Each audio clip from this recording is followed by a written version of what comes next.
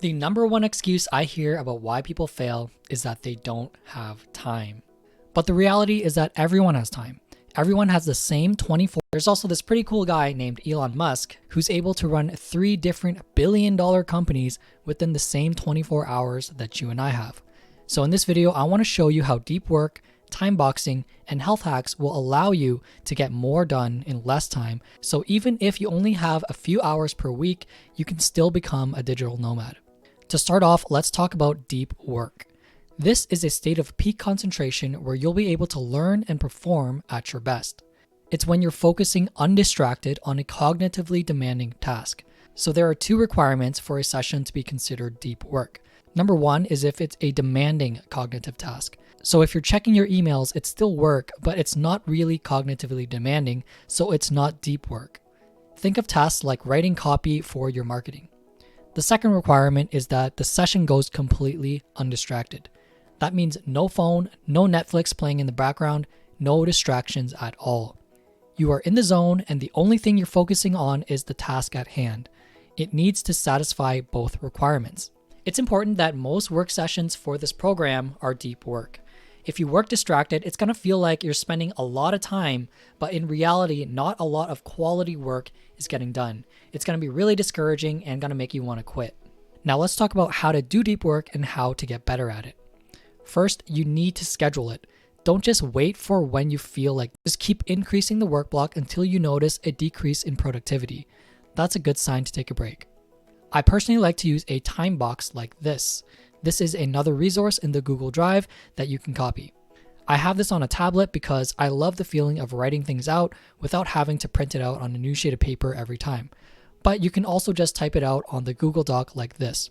So how do we use this time box to organize and schedule our day? Well, first I list all of the deep work and shallow work activities I need to do on the right-hand side boxes over here. So for example, I'll put script lesson 20 and product research in this box. And then in shallow work, I can put things like check email, assess VA performance, and anything else I need to do that's not cognitively demanding. Now I'm ready to plan out my next day. So I have it starting at 10 a.m. because that's when I naturally wake up without an alarm, but you can change this to your own schedule. I really don't believe in the guys waking up at 3 a.m. and think they have more time in the day. We all have 24 hours. It's best to see when you naturally wake up based on your internal clock. And we will talk more about this later in the video. So it takes half an hour to do my morning routine, and then I start shallow work right after that. You should also know when you're most productive. For me, I'm least productive in the morning, so that's why I schedule my shallow work there. And then later in the day, that's when I'll schedule my deep work sessions. After that, I like to get some food and start my prep for the deep work session. Your preparation will act as a routine to help slip your brain into deep work mode.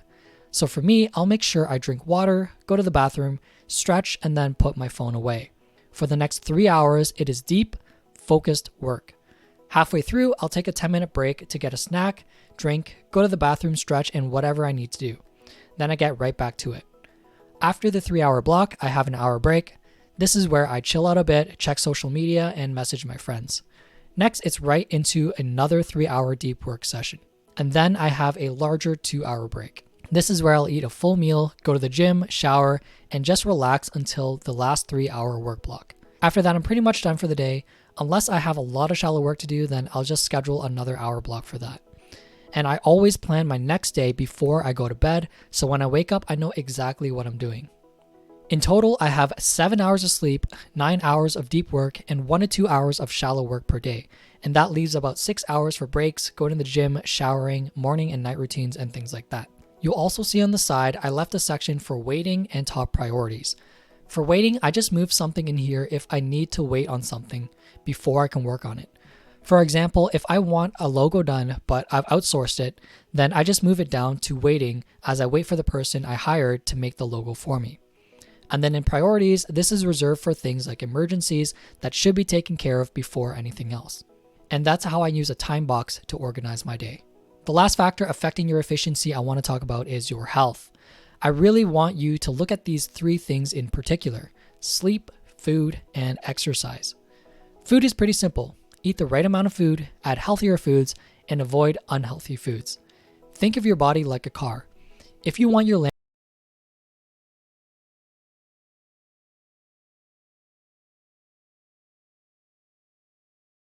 just put in the best foods. Exercise is also pretty simple. Just try to get at least 30 minutes to an hour per day. I like weight training at the gym, but you can also just go for a walk every day. Just something to get you active and moving. And then the final factor is sleep. And sleep is so important, but so many people neglect it. The better you manage it, the more efficient you'll be in pretty much every aspect of your life. So here are 3 tips to get better sleep.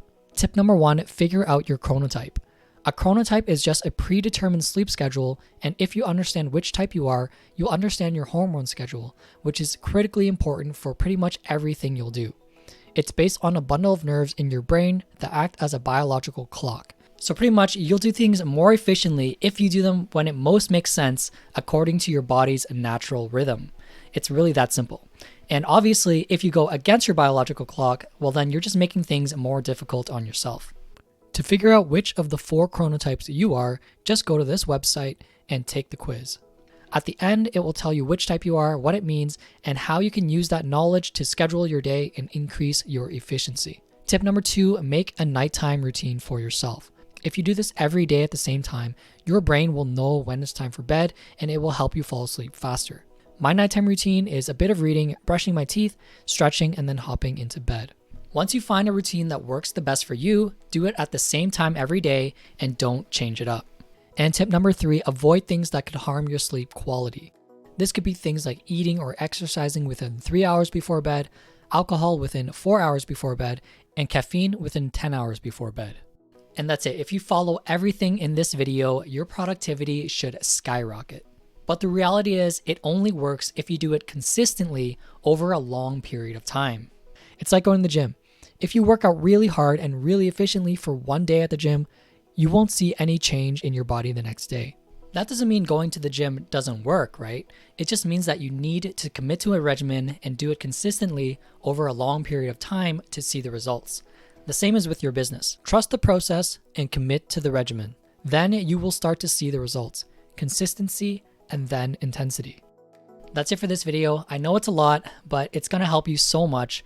If you have any questions, don't be afraid to ask me, and I will see you in the next video.